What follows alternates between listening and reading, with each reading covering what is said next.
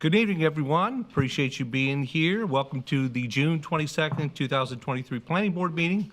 We're happy to have you with us tonight, and thank you for playing your part in our government. You may notice that Chairman Bach, who is not here today, so I will be pinch hitting for him. Looking forward to doing that. Ms. Fountain, could we have a roll call, please? Certainly. Mr. Barr, who is absent. Mr. McLean. I'm here. Mr. Newman. Present. Mr. Robinson. Mr. Servance. Is he with us? I'm present. Here. There he is. Okay. Better late than never, Tony. Thanks. Right. Ms. Washington, present, and Mr. Weatherholt. Here. Mr. Chair. Yes. Mr. Chair, we are going to have to hear a very brief explanation from Mr. Servance as to why he can't be here. He doesn't need to go into any details. And then those who are present here need to approve his attendance by motion based on extraordinary circumstances. Very good, Tony. You know there's routine, so please feel free.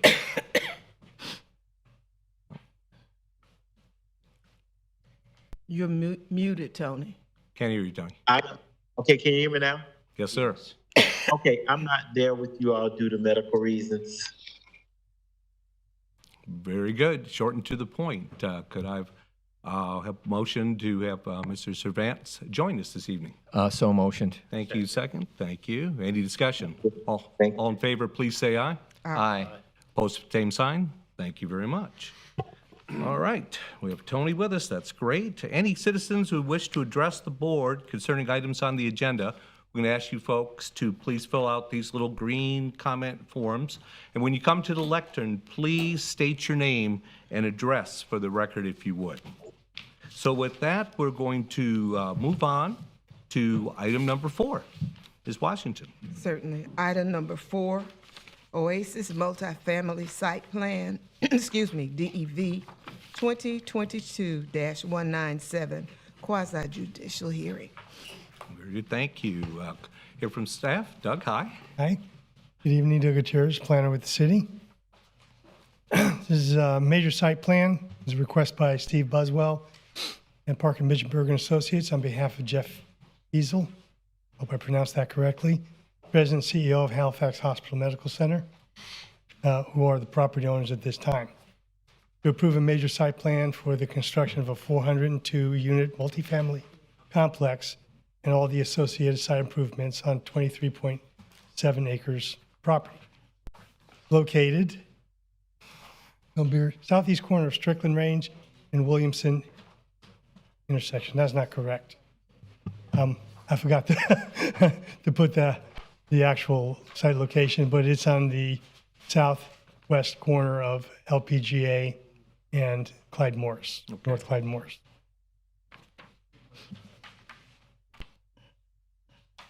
This is the aerial view going currently vacant and undeveloped. It's not going to be the entire property that's outlined, and I'll show you that in a minute. The future land use is mixed use, and there's a planned development general for zoning. The history: in July 26, 2022, City Commission approved the Project Oasis Plan Development Agreement. And in June 1st, the Planning Board recommended approval of the preliminary plat for Project Oasis 5-lot subdivision. This item is yet to be scheduled for final approval by the City Commission. Basically, it's 402 of the 592 units that would be permitted under the mixed-use future land use and also the Project Oasis plan development. The total of 513,698 square feet gross floor area. Therefore, it requires the Planning Board approval of the site plan. And this is a multifamily complex.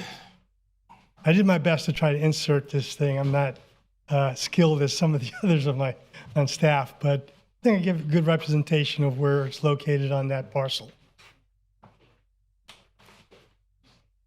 This is a concept, a general concept of proposed architectural elevation There are more detailed elevations in the staff report. Project details, there'll be 704 parking spaces proposed. This is within accordance with this 1.7 spaces in accordance with the project Oasis PD. There'll be a 50-foot STO landscaping along Clyde Morris, and the signage is in accordance with the land development agreement.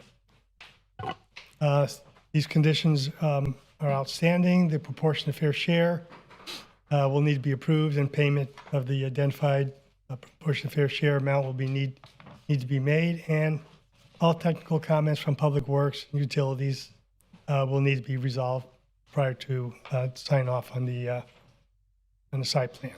So provided that all traffic, stormwater, utility conditions are met, staff recommends approval of Project Oasis Lot 1 multifamily major site plan for the construction of 402 multifamily units with 3,900 square foot clubhouse and associated site improvement.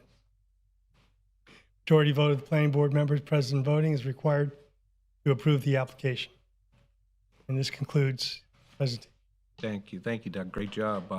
Do we have any questions for staff? Quick one I'll throw in for you, Doug, doing the math on the parking, you know me in parking. Actually, that math works out to be 1.75 spaces per unit, so it's a little bit above that 1.7, so we're moving in the right direction. good. So I think that's great. Again, any other questions? Seeing none? Up, Tony? None, no All right, questions. thank you, sir. All right, can we hear from the applicant, please? Your name and address for the record, if you would. You've done this before. I have. Good evening, Mr. Chair, members of the board. For the record, Mark Watts with the law firm of Cobb Cole, 231 North Woodland Boulevard, DeLand. Appreciate the opportunity to be here with you this evening. Got Steve Buswell with Parker Minchenberg and Associates, who's the project engineer with us as well as a number of representatives of the development team with Hines Development. So we're really primarily here to answer any questions. If you recall, as this came through last year with the PD rezoning and everything else, this is the large master plan for the property that's owned by Halifax Hospital. Going back real quick to the, I don't know if this is on now or not. Going back to the overall plan, this piece is providing a lot of the connectivity that we've been looking for in that corridor. And as part of this phase 1 site plan, you actually have the connecting road coming through that connects Cornerstone from Williamson over to Clyde Morris, and now creates another public access way that takes traffic off of LPGA. So we think this is the kind of a great first step, and I think both you and the commission really appreciated kind of the approach that our clients took to designing this overall project when we came through for the PD. So happy to answer any questions you might have from a technical standpoint with regard to the site plan application, but we appreciate the time that staff and the rest of the folks here at the city have put into reviewing it and confirming that it's in compliance with the PD. Very good, thank you. Any questions for the applicant? No. One quick one, and it's kind of a philosophical question, I suppose. As we're seeing so many of these multifamily developments are either in the pipeline or on the other side being built, I'm curious if you could give us an idea of, if we're talking 402 units, how can we determine that there's a market for those 400 units in addition to all that we've have approved and are going to approve? Sure. Well, I think one of the strongest indicators of that is they keep filling up. As each project is built there, we have other clients that are in the pipeline to come in and bring more. One of the things that you'll recall is there's been a lot of discussion of housing inventory. Even in the discussions on affordable housing, there's been discussion of inventory. And so one of the things I think you're seeing with the amount of development that's occurring in that particular area is you're filling a long sort of underserved segment of the market from an inventory standpoint. So we're continuing to see very strong interest and activity in multifamily, in particular in this area. And I think the fact that they continue to have strong leasing and everything else is a good indicator that the demand's still there. Very good, thank you, Mark. Could Any I other ask questions? Please do. Yeah. Please, Mr. Barros. What is your target for the units itself? Do you have? From a market standpoint, so these would be market rate or kind of the high end market rate apartments. So that's what, because here in Daytona, we have a lot of them and there's a lot in demand. But as was saying, there was a lot of discussion about affordable housing, different price ranges, and it doesn't seem to be any in the pipeline. Well, if you look actually where this project is connecting to, so if you go to Clyde Morris and where the road there you go on this map. So you've got the access road that we're talking about coming across. The east side of that access road connects to the Clyde Morris project that's been developed by Atlantic Housing Partners, and that is predominantly either senior or family affordable in that particular complex. So I think out of 800 units there's about 450 that are in that affordability, plus I think about 88 that are senior affordable there. But still with the vast majority that's coming into the city.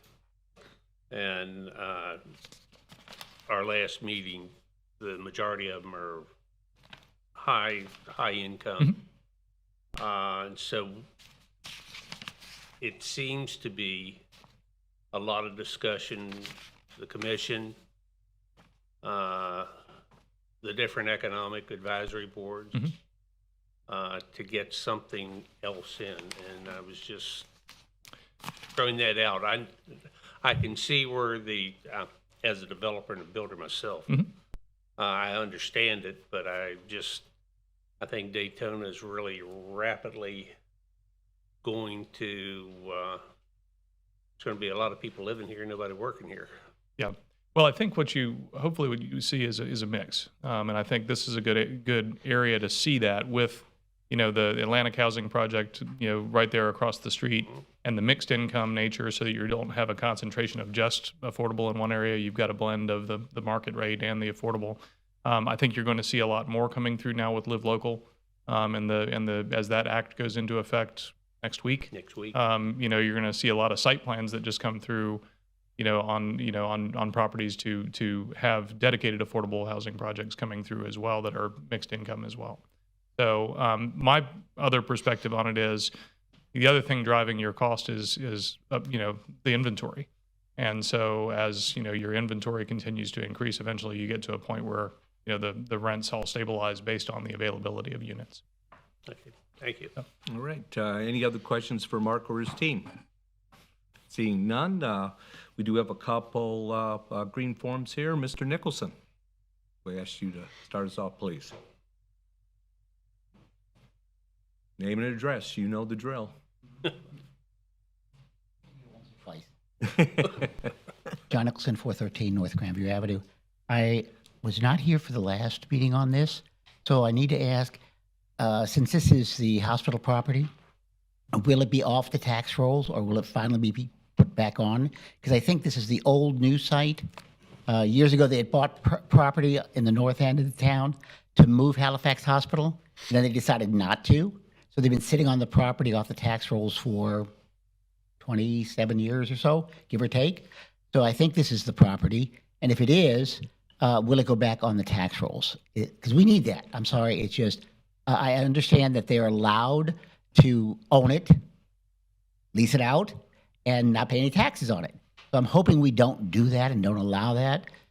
Because when Kerry Smith allowed them to rezone this and NASCAR to rezone from industrial back to farming, we lost a heck of a lot. So we need to gain that. With regard to marketplace housing, we spent 40 years not building one single high-end apartment or house in the city of Daytona Beach. All right? We are catching up. And someone once said that the problem with Daytona Beach is that the high end that has been living in the, I don't want to say low end, but middle range affordable housing are not moving up. They're staying put. So that the middle class can't move into those units.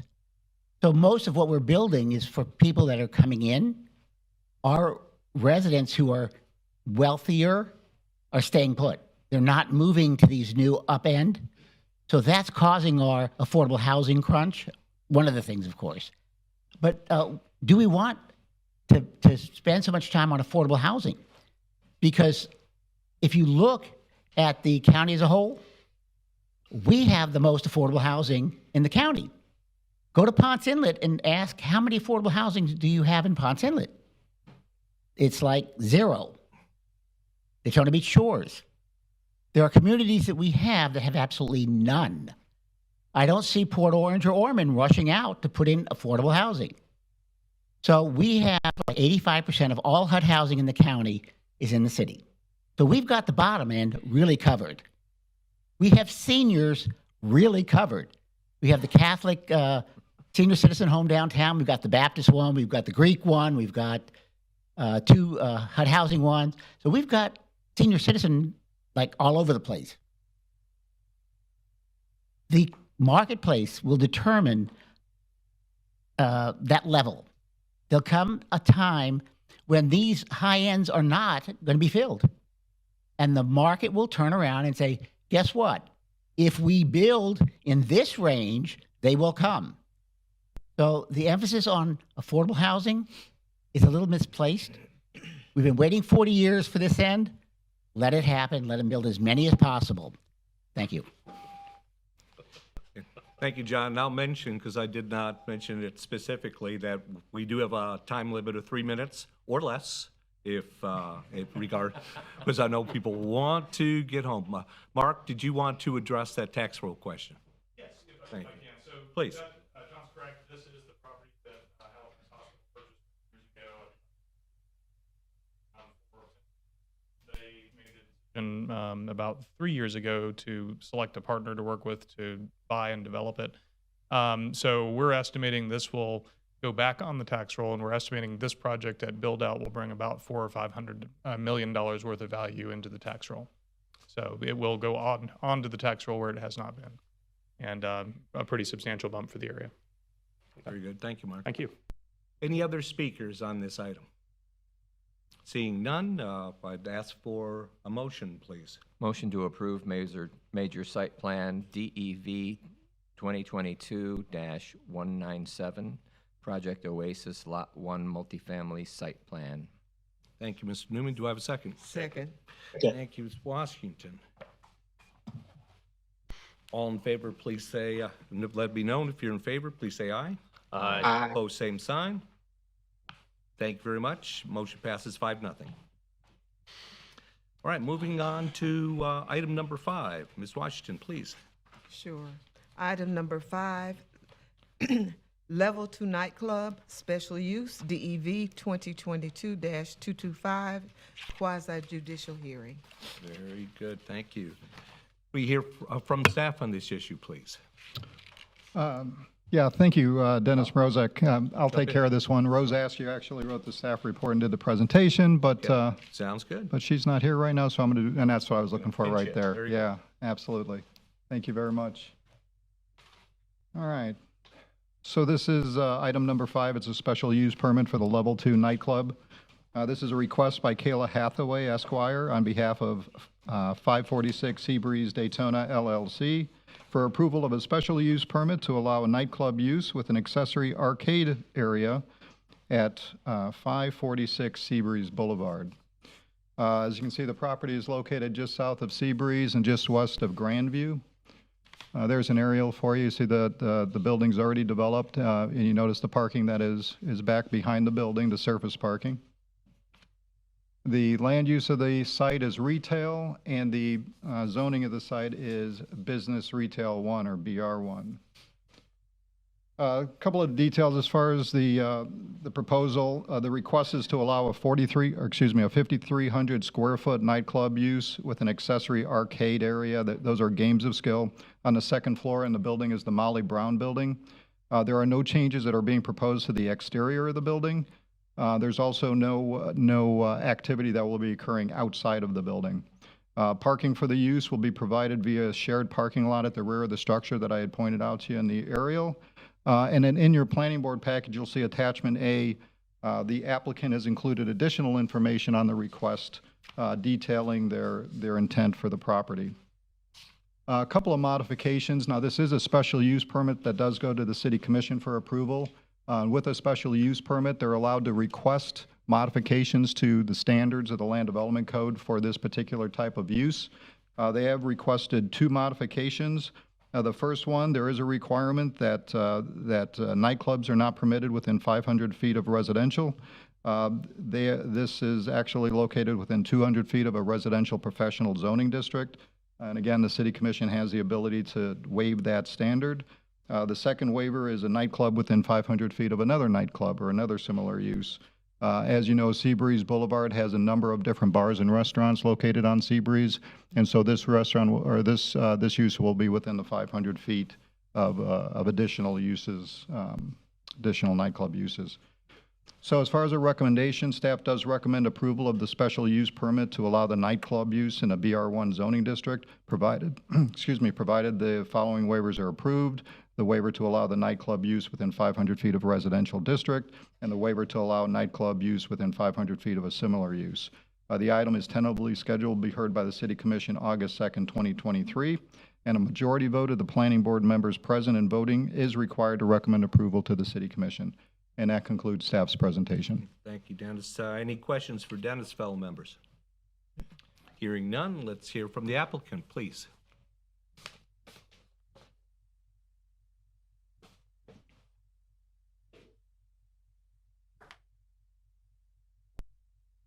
Good evening, Chairman and members of the board. My name is Kayla Hathaway, and I'm with the Coronado Law Firm in New Smyrna Beach that is located at 221 North Causeway, Suite A in New Smyrna Beach.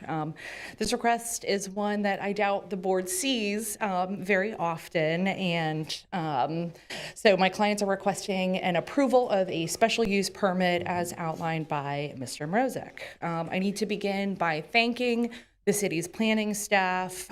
This uniqueness of this request, I have no doubt created, quite a bit of extra legwork and then headache for them. And I have to extend my thanks to them for being so diligent in evaluating my client's application. As you heard from the staff report, they are recommending approval as long as the City Commission does agree to waive those 2 special use conditions for the nightclub.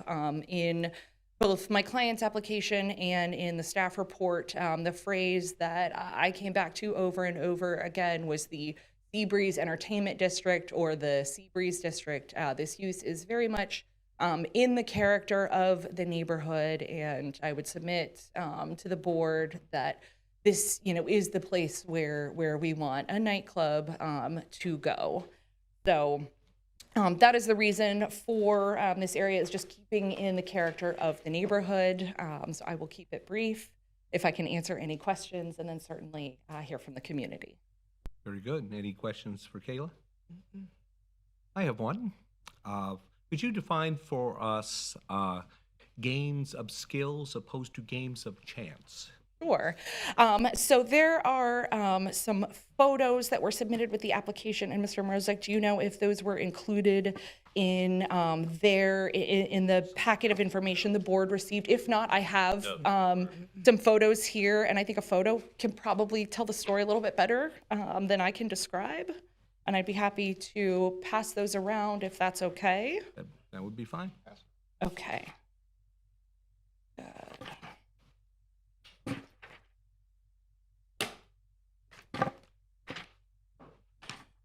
I know I have this one, and then I will see if I have any more. Oh, yes, one more cornhole. Quick look around, that'll be fine.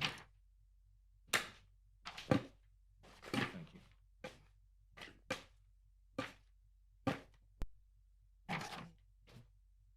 So you'll see those games are the stand-up or skill style, you're throwing or rolling, and then that's cornhole. And I don't recall the exact definition of games of skill versus games of chance in the Florida statute, but I did in a previous work life have to do a lot of research on it. And when we're talking the games of chance, we're talking the poker, the kind of things you see in a casino, versus games of skill, which I don't know that you have to be a professional athlete to be successful at, but do require some level of physical interaction.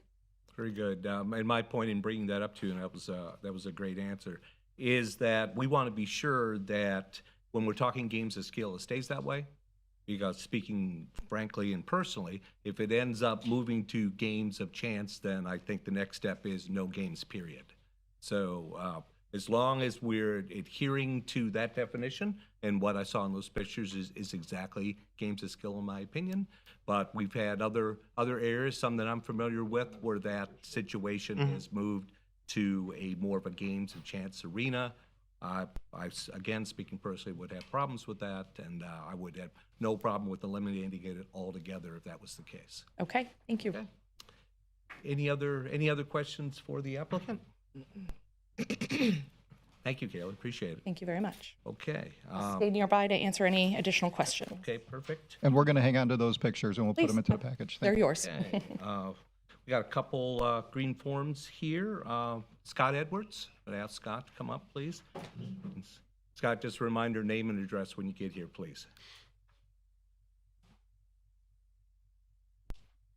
My name is Scott Edwards, and I have an office at 619 North Grandview, a stone's throw from this place. Well, as you mentioned, can't have another business like what you've got going on there within 500 feet, but that's up to the city commission. But let's talk about parking for a second. They do not have control of the parking lot across behind their building that they're putting up there. That parking lot is owned by Charles Lichterman and is currently leased by Razzles and the Oyster Pub for their parking, okay? Granted, at this time, it's open to anybody who wants to pay to park there, but I can assure you that if this place is allowed to open, that will change, because we're not going to have a parking lot for a competitor, okay? Let's go back in time a little bit. I think one of the things you need to know is that one of the reasons they're up here looking for this permit is because on March 17th of 2022, 15 months ago, they opened up their business without a CO or a sign off from the city. The city shut them down 72 hours later, and they've not been open since, okay? I don't think it's any mystery that Seabreeze has been a hot topic in the last 18 months or so much so that the city commission rolled back the closing times from 3 into 2, and that maybe had some effect, but it wasn't good enough, and so the city changed the closing time for hookah bars also till 2 o'clock. The last thing that this area needs, and I think I speak for most of the merchants on Seabreeze and the area residents, is another nightclub without parking. We don't need another nightclub, period. There is very little law enforcement presence down there on the weekends as it is, and I'm not blaming the police department. They're like every other law enforcement agency in this country. They're shorthanded, okay? The nightclubs cannot even get detail officers that they're willing to pay $60 an hour for because there aren't any people available. Now, I understand they're going to put a substation in just on the other side, but who's going to staff it? There's nobody that staffs on a regular basis the one just north of ISB on 5th and Harvey there, okay? I'm being realistic with you here. And to put another nightclub down here, I do not believe that is the message that the city commission has been sending. I don't believe that's the message that the residents want to. And if you set this precedent, then you open the door for any non-compliant storefront on Seabreeze to open up as a bar. Mr. Trackman from Seabreeze Fine Jeweler says, why should I stay in the jewelry business? Well, we'll just get a special exemption and open up a bar. That is not the direction that the neighborhood wants. It's not the direction that the Seabreeze merchants want. And to come up here and tell you they got parking behind the building that they have no control over is just unconscionable. Amen. Thank you, Mr. Edwards. Appreciate your comments. Mr. Nicholson, could we ask you to come on up one more time? Tell us how you feel about this.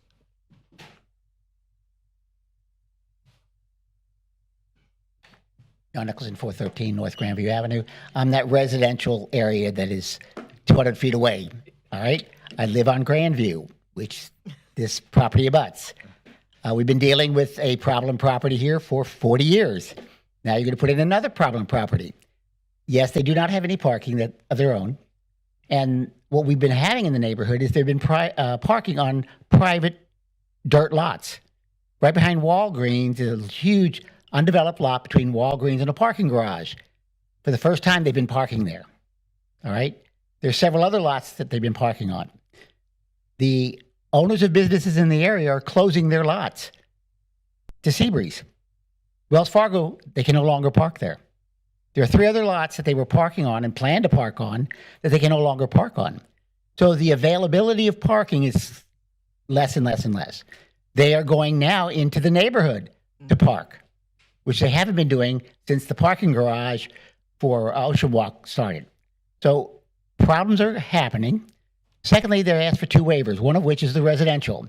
I don't know if you all remember, but the problem on Seabreeze created a tremendous outpouring from the northern neighborhood that went crazy with what was happening on Seabreeze. All right. So they demanded that they roll back, which the city did. Secondly, we had a problem with the hookah bar. They were open until 5 o'clock in the morning. The crowd was there until 5 o'clock in the morning. The kids went from 509 and Razzles across the street, which made sense. They don't want to go home at 3. So they walked across the street to the hookah bar, and literally that hookah bar was so tiny, they were out in the streets. They were in the streets, on the sidewalk, blocking the sidewalks. Of course, at 3 and 4 o'clock in the morning, who's using them? And then in the parking lot. So I heard all that noise all night long. What you're going to do is what we've been trying to avoid, you're going to bring back, and I hope you really don't do it, because there is no parking. I don't see them anticipating creating it, so it will be a hazard for the neighborhood to have these kids parking in the neighborhood.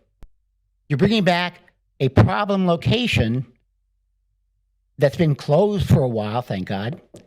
You're going to bring back the problems all over again. Third, when anybody thinks of Coyote Ugly, Froggies, do you really think of restaurants? That's what's down on Seabreeze. The people have found ways to get around, and Coyote Ugly is a restaurant. They serve no food, but they are a restaurant. Froggies is a restaurant. Main Street Station is a restaurant. There are only 2 bars on Main Street. Those other 12 bars are restaurants. Have a good day. Thank you. Kayla, can we ask you to come up and talk about parking? Yeah, before Kayla comes up, I just want to point out one thing. We talk about the required parking in the zoning district. This is in a BR1 zoning district. It actually doesn't have a parking requirement for businesses that are in the BR1 zoning district. So they are not required to provide parking for their use, and that's the way the code is. Okay. I was going to share that. Thank you. Yes. Did you have any other questions that I could answer about parking? Any other questions for the applicants as we have her up here, since we dealt with the parking issue quickly? I mean, if you don't have to provide parking as far as the ordinance, why would you put it in your listing just for curiosity that we have parking available in the back? I'm sorry. Lead you to the understanding that that's parking for the bar itself. I didn't hear the first part of your question. I want to make sure that I understood it properly. Why you brought it up in your presentation that there's parking in the back. That kind of implies that it's for just that bar, and it's nowhere near that. If I may, in the application, I indicated that BR1 does not have any additional parking requirements. That was staff's report, and certainly my clients are aware of that parking lot there, that as of right now, at least, it's a general parking lot that people can pay to park in, anyone who may be in the area. But in the application, it just indicated that for the BR1 zoning district, there are no additional proof of parking space requirement. Just for curiosity, have you asked Razzles if you could park there? So my understanding from my clients is that they have had discussions, but there's nothing in writing. There's no signed agreement between Razzles and that parking lot and my clients. But my clients have shared with me that they have discussed it with them. But to your knowledge, you haven't had anything in writing? Nothing formal, no. Any other questions? Okay, thank you. And if I may address one more matter that was brought up, at the time that my client is fully aware, they had a code enforcement issue and shut down immediately. They didn't have the benefit of counsel at that time. Unfortunately, they were under the impression that they were doing everything properly. When the city came and said, "You're not doing everything properly," they went, "Okay, no problem. We're going to back up here and do what we need to try to do to be in compliance with the city. So they, they want to be a good neighbor. They want to be a good citizen here in Daytona Beach. That's it. Anything else I can answer? Say, not any other questions, Tony? Okay, well, here's not. Thank you. We do have. Thank you. Thank I'm you, good. sir. We do have another speaker forum here. Kyle Trachman. Did I come anywhere close? Kyle or Lyle? I hope I did. I'm sorry. Lyle Trackman, and I have Seabreeze Fine Jewelry, 529 Seabreeze Boulevard. We also own the property where the Japanese Steakhouse is. We actually have the property where the Mr. Pizza is, which is right next door to them as well. Our business really, in some ways, isn't affected by that because we're open during the daytime. We're not open at night. However, but the reputation of Seabreeze is just getting worse and worse and worse. The city is doing things to correct that, trying to correct that, but we have way too many bars. We could use restaurants, we could use clothing stores, we can use a lot of different things, but one thing Seabreeze doesn't seem to need any more of, or really the beach side, any more bars. The police are using our cameras all the time because of what happens in the bars to see the violence and the things that happen after 12 o'clock at night. And again, they're doing the proper things and closing earlier, but I think we have enough bars. I mean, we really have enough bars in the area. Thank you. Thank you. Any other speaker forums? Anyone else like to speak on this item, please? Okay, I just want to remind my fellow members that our job here is to deal with the planning aspect of this request, that we look at this to say, is this fit into code and are the requests reasonable ones? Where we get to the political implications of this, that's going to be the city commission's job. So something for us to think about as we deal with this item. So I'd like to ask for a motion on item number 5, please. I make a motion we approve item number 5, Level 2 Nightclub Special Use, DEV 2022-225, quasi-judicial hearing. All right, motion by Ms. Washington. Do I have a second? Second. Second by Mr. Hooks. All in favor, please say aye. Aye. Opposed, same sign? Aye. Aye. So I'm just making sure I understand. We have a 4-1 against, is that correct? Yes. Okay, well, the item's denied on a 4-1 vote. Thank you very much. So just for clarity, this is a recommendation of denial that goes to the city commission, which has the final decision-making authority on this. Absolutely. Very good. Okay, moving on to item number 6.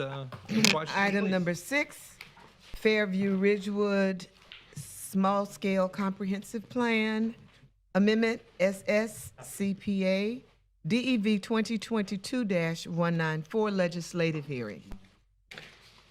Good evening, Doug Good. Gutierrez, Plan with the City. Doug, let's handle 6 and 7 together since. Thank you. I was just gonna- Didn't read 7, would you mind? Fantastic. Thank Fairview you. Ridgewood RP rezoning, DEV 2022-232, quasi-judicial hearing. Excellent. Thank you. Now, Doug. Okay. The floor is yours, sir. Doug Gutierrez, Plan with the City. This is a request by staff, growth management and planning staff, for approval of a small-scale comp plan amendment, changing future land use map designation from level 2 residential to office transition for 21 properties. Your staff report said 18 and number 21, and it's actually 21. Totaling 2.9 acres of land. The proposed amendment is that staff's proposing from level 2 to office transition is to bring the zoning and the current uses into compliance with the comprehensive plan. Historically, these parcels have been developed as residential, office, and commercial uses under the RP and BP zoning categories, which are incompatible with level 2 residential. Level 2 residential only allows residential multifamily. For the future land use designation. Staff's been unable to find when future land use maps were changed in this area. We always try to find out why these things happen, and there'll be more in the future. We come across these anomalies, I like to call them. Sites generally located along both north and south of Fairview Avenue, between Cottrell Avenue and Michigan Avenue. And there's a site location and the aerial showing that most of these parcels are developed. And then the zoning, and we'll be coming back with the rezoning for some of the properties, not all of those. And then this will be the current to proposed. So the proposed office future land use allows for FAR of 3 and 40 dwelling units per acre. So the potable water and wastewater demand, in theory, would have a net increase of 27,000 gallons per day. Again, these properties, if these properties were undeveloped, they're developed now, so that's really not going to be an accurate portrayal. And same with the trip generation, potential theoretical net increase of 32 p.m. peak hour trips if these properties were undeveloped. So staff finds that the small-scale amendment is consistent with the comprehensive plan. It doesn't represent urban sprawl because it's in the heart of the city. City has available capacity to serve the demand on available water and sewer. Staff recommends approval of the proposed future land use map amendment from level 2 to office transition. Majority voted planning board members present and voting is required to recommend approval of this policy matter to the City Commission. And this would be tentatively scheduled to be heard by the City Commission for the first reading on August 2nd and second reading August 16th, which would be the public hearing and adoption. And then attached to this one is the rezoning to residential professional. This is requested again by staff for 3 properties for a total of 0.4 acres of land, generally located south of Fairview Avenue and north of Michigan Street. And we're going to change from business professional to residential professional. A lot of professionals in there.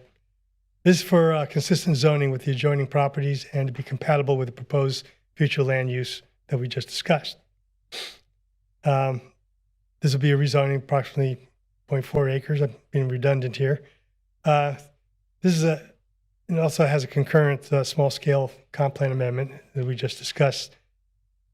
Again, we're only looking at 3 parcels in the properties there. And again, they're all developed. And you see they're from BP to the residential professional.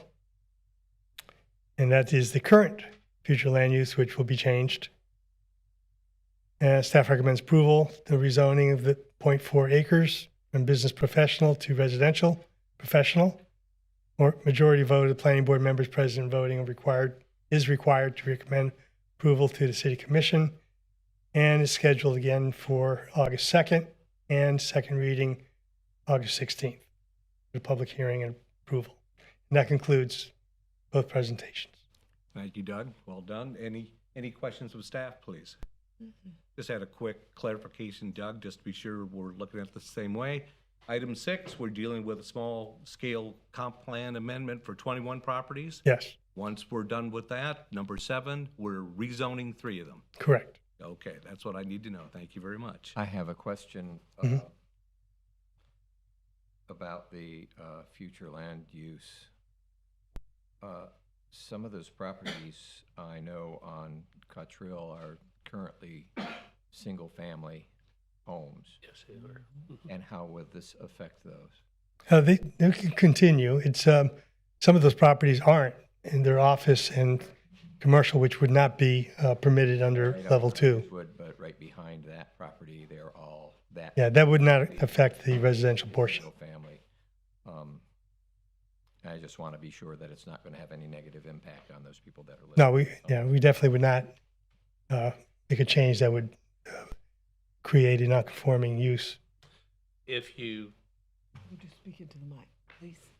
if you do rezone it, and this is probably a question more for the staff is, would they have to have required parking on site? It depends on what business they're, or what kind of use they're doing. They all have different parking requirements. Well, just use the example, if it's multifamily, are they gonna have to park on site? Well, yeah, they would have to provide 2 per unit. You have a very small area. And how could you have a building, I mean, other than, parking garage underneath or something like that, but they would be required to have the parking that any other subdivision would have. Am I correct in saying that? You are correct in Correct. saying that. Anything that gets developed or any building that is existing right now would be required to meet all minimum parking requirements of the Land Development Code. Now, the size of the property will limit how many units they can actually have there too. Yeah. Even though 40 is allowed, if it's half an acre, they're not going to be able to do that. And they also have to provide the parking as well. So I understand. that's a limitation. Yes. All right, any other questions? Since the applicant is us, we'll move past that quickly. Are there any folks would like to speak for or against this item? Seeing none, I'd ask for a motion, please. Motion to approve agenda item number 6, Small Scale Comprehensive Plan Amendment, DEV 2022-194, Fairview and Ridgewood Future Land Use Amendment. Thank you, Mr. Newman. This is on item 6. Second, please. Second. Thank you, Mr. Severance. A motion to approve, we haven't voted yet. All in favor, please. If you're in favor of this motion, please say aye. Aye. Opposed, same sign. Thank you very much. The motion passes 5-0. So let's move on to item 7. A motion, please. Motion to approve agenda item number 7, rezoning residential professional, DEV 2022-232, Fairview and Ridgewood rezoning. Very good. Motion by Mr. Newman. Do we have a second? Second. Thank you, Ms. Washington. Second by Ms. Washington. All in favor, please say aye. Aye. Opposed, same sign. Motion passes 5-0. Thank you very much. All right, moving on to item number 8. Please. Item number 8, Lot 7, Plan Development General, PDG, rezoning, DEV 2022-139, quasi judicial hearing. All right, Hannah Wart, Senior Planner with the city. This is a request by Rob Merrill with Cobb Coal, and it's on behalf of Event Equipment Leasing Incorporated and Southeastern Hay and Nursery Incorporated, who are the current property owners. And it's to rezone 191.41 plus or minus acres of land from the General Industrial M3 zoning district and the Industrial Park M4 zoning district to Plan Development General to allow for the development of an outdoor activity field, as well as the potential for additional educational, office, industrial, recreational, and retail uses. So as you can see from the location map, the site is located on the east side of Clyde Morris. It's bounded by LPGA to the north and then Clyde Morris to the south. The site is currently developed with hayfields, and it also serves as a temporary overflow parking area for the Speedway events. The current future land use is general industrial, and the current zoning is the M3 and M4 industrial zoning districts, and they are proposing to go to the Plan Development General zoning designation. All right, I've pulled up the plan here. As you can see, that generally lays out potential access points and roads through the development. I've highlighted the areas that have been identified in the staff report, the existing vegetation to remain, as well as the proposed buffer that I will be discussing shortly. Adjacent to the multifamily complex, the location of the FPL easement, and then the primary distinction on this PD plan is the northern extent and the southern extent of the development, which identifies what uses will be permitted, and those have been highlighted in greater detail in the packet. So the southern extent would allow more intense industrial uses. The northern extent, abutting some multifamily residential uses, restricts some of those uses. All right, to summarize some of the major points with this project, when they do come in to develop permanent structures, they will be required to comply with the city's exterior color and design standards for major city thoroughfares. What they're intending to develop here is an outdoor activity field. For those activities, they have requested to allow for grass parking on the property, and they have conditions that have been included in the staff report identifying how that would be restored. With regard to the perimeter buffers, they're requesting to waive any perimeter buffers that would be required internal to the site. They have identified areas of existing landscaping to remain, and they have identified a buffer that would be planted with pine whips or pine seedlings along the portion of the property abutting the multifamily residential uses, and that's been identified at a 10-foot width. There is an FPL easement that encumbers a portion of the Clyde Morris Boulevard frontage, so they have requested to reduce the required scenic thoroughfare overlay district landscape yard there from 50 feet to 25 feet. This includes some additional modifications because they're limited in their ability to plant within that area. So they've requested to substitute the shade trees on the property for small trees that would be required to be the same caliper. So that'd be a minimum 4-inch caliper in this area. And in the event that they're unable to plant within that area, they've requested to relocate the required materials within 15 feet of the required landscape buffer. In addition, if they were to develop utility uses which have been limited to the compensatory storage or stormwater ponds on the property, they've requested to waive the requirement for specimen tree retention in the event that those uses are developed. I wanted to get into some of the uses that they've requested, particularly the outdoor activity field use. They've included a detailed definition in the staff report. This use isn't really outlined in the Land Development Code, so they came up with a definition that suited what they would be proposing to do, which includes public gatherings, concerts, festivals, charitable events, product entertainment shows, and spectator-oriented sports that may also be associated with the racing industry. They have requested one modification to the uses that have been identified. Self-storage and warehouse storage distribution uses do require a minimum 500-foot separation from a major city thoroughfare, which would include their frontage on LPDA as well as Clyde Morris Boulevard. So they've requested to reduce that separation requirement to 150 feet, but they will be required to comply with all of the design standards for these uses in the event that they are developed on the property. And the last thing I wanted to get into was the difference between the uses in the southern extent as compared to the northern extent. And I just identified the more intense uses that they had requested be located within the southern extent. That includes carpet cleaning or a dyeing facility, fuel oil storage, leather working or upholstery establishment, a bottling plant, food processing without slaughtering, a sports shooting and training range, and if approved by the state, gambling or gaming as defined and permitted by Florida statutes. So provided all Land Development Code modifications are accepted, staff recommends approval to rezone 191 acres of land from the general industrial and industrial park zoning designations to plan development general to allow for an outdoor activity field, as well as the potential for future educational, office, industrial, recreational, and retail uses on the property.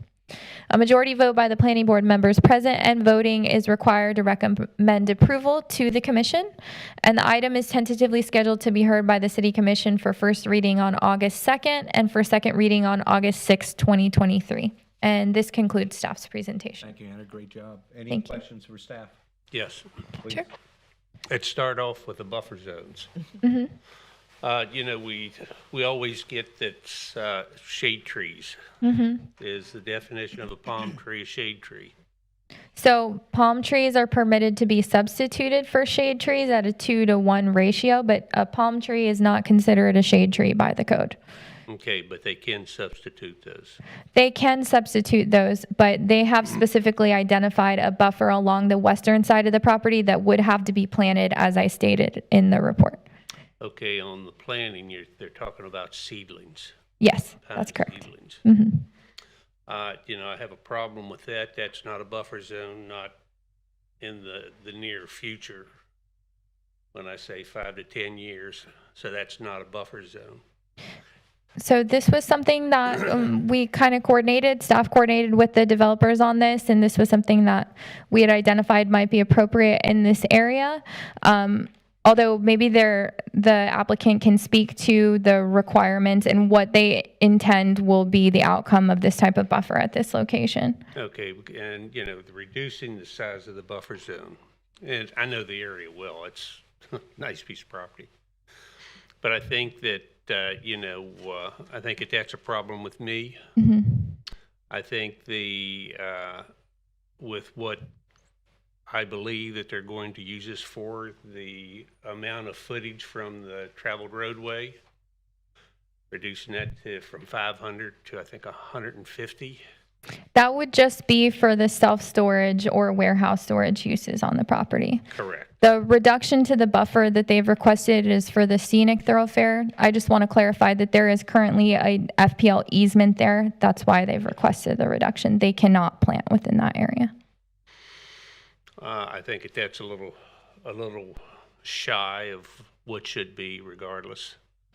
I think the activities, I believe that it's going to mostly be open to concerts, different things. I'm not opposed to that, but I think that's what it's going to be for. That's correct. I have a problem with parking on the grass area because I know the land well, and it's a wet area out there. And so Perhaps, Mr. Weatherholz, we can get the applicant up here to that's some of these. what I want to Sure. Thank you. kind of wait on. Thank you very much. Applicant, Mr. Roth, help, come on up. Nice to see you guys. Rob Merrill with Cobb Coal, 149 South Ridgewood. You might have surmised that the Southeast Hay is a sister company with Speedway, and we've got folks from the Speedway here, as well as our team that might be able to answer any questions about buffers and trees and such. I'll start by saying, kind of in context here, part of what brought this process up, because we have industrial future land use and industrial zoning there now. And I think if you've been out there, especially the property. We park cars there for events. We farm hay there productively, and it's a really nice piece of property. Part of the reason why we started the conversation about this is something pretty interesting came onto our radar, and we actually had an event last year that is a historic motorcycle racing organization that came to town. They did a lot of their activities out at the track, and then they needed a place to have the dirt bike activity. So I went there. I'm a dirt bike racer. I'm an old guy. So old guys racing dirt bikes here was like a really cool thing. Families, if you can convince the wife to come, the wife came, or the girlfriend and the kids. And it was really a good, wholesome activity. So some other, I think, event ideas came to the Speedway folks. I think air balloons was one of the things, and a couple other, we thought were really great ways to utilize this property in an interim way before we start to develop it with the type of uses that were already allowed in the zoning classification. So when we did it as a PD, we did it with kind of the idea that we were going to take care of these interim uses in an organized way rather than a one-off sort of thing, because the ARMA event was we had to come in for a special event permit. And we started to come up with ideas where we could structure it and do some of these buffering things for those events. So to your question about the grass parking, I think in the interim for things like that, it wouldn't be appropriate to put paving out there. And we're just not ready for that part yet. And I think it worked. So we actually did that as a test case. And we said, okay, well, let's come up with a formula and work with the staff, which we've been doing for quite some time, as to how it would happen if the balloon event comes, or if the concert comes, or somebody else who would fit there and it would be appropriate in an otherwise industrial area. And so that's how we came up with those.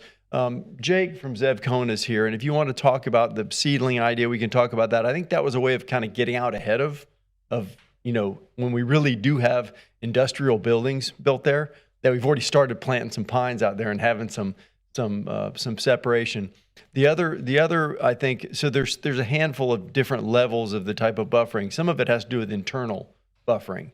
So we were talking about the idea of not necessarily having to have internal buffers when we have the outdoor activities next to each other, and when we're coming up with an industrial subdivision. So that was another level. And then, as Hannah said, the frontage, if the land, has the power line easement across the front.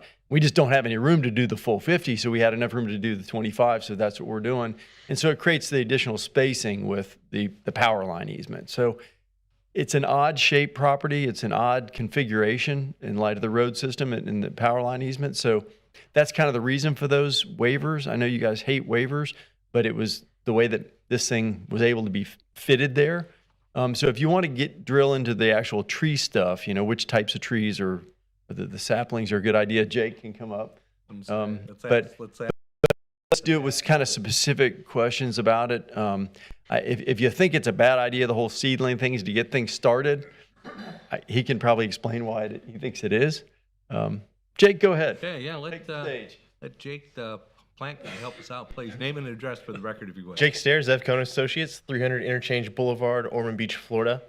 Pertaining to the saplings, this is it is an agricultural process that, you know, it's utilized as you drive across, you see the pine plantations. That's basically what we're working to replicate along the existing buffer of the multifamily. So we're buffering a buffer that's recently been installed. So what we're trying to do is, what Rob indicated, is we're really trying to get ahead of future development. So what we'll have is a lot denser buffer canopy and tree-wise than what you would experience down the line if we'd come in and installed it per the future development. So we're trying to kind of play the long game here. Let me just ask you, and I'm no plant expert by any stretch of the imagination, that's why I try to avoid asking questions tomorrow. He's just not happy about plants either, so it's all good. My question is, we're talking about exchanging shade trees for small trees, same caliper. Why go there? So the reason we're doing that is, and that's only adjacent to the FP&L line, that scenic thoroughfare overlay buffer. You know, what we're really trying to do is, because of the way the power lines run and the regulations, we're trying to work within what is needed to plant adjacent to the power lines, but also provide a density of planting that meets the scenic thoroughfare overlay buffer. So what you'll see is not necessarily a reduction in number of plants. I mean, I think what they mentioned is if we cannot meet the planting density within the 25 feet, it will be placed within the next 15. And so, you know, So this isn't a height situation. Well, no, one is higher than the other. I was trying to think, what's the distinction? No, in the end, it will be a height issue. So instead of oak trees, you'll end up with things like crepe myrtles or other trees like that don't quite reach the 60 feet, so that we can still concentrate the planting in the buffer. Is what we're really trying to accomplish. Okay. This is kind of a atypical situation within our scenic thoroughfare overlay buffers, and it was something we tried to get ahead out of at the planning stage, working with staff to kind of work through some of these trickier issues. And So we want it to look good. We're putting the materials in, Mike, but we just can't put certain ones in, violate the easement rights that the power. And for those board members who may not be familiar with this, FPL in particular has these super strong easements where they have a bunch of rights reserved to them, including the right to exclude and prohibit some of these kinds of trees within a radius of their overhead lines, and to restrict all kinds of activity. We deal with the same thing with FPL when we have utility lines that we need to run through their easements. I totally understand. The reason I just brought it up, it's, you know, we have problems throughout with other developments in the city, you know, as far as the buffer zones and the planning and everything.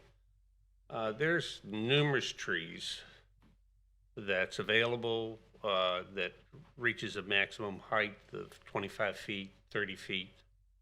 That's never utilized here, you know, different holly trees, black holly, just throwing an old one right at you, right off the bat.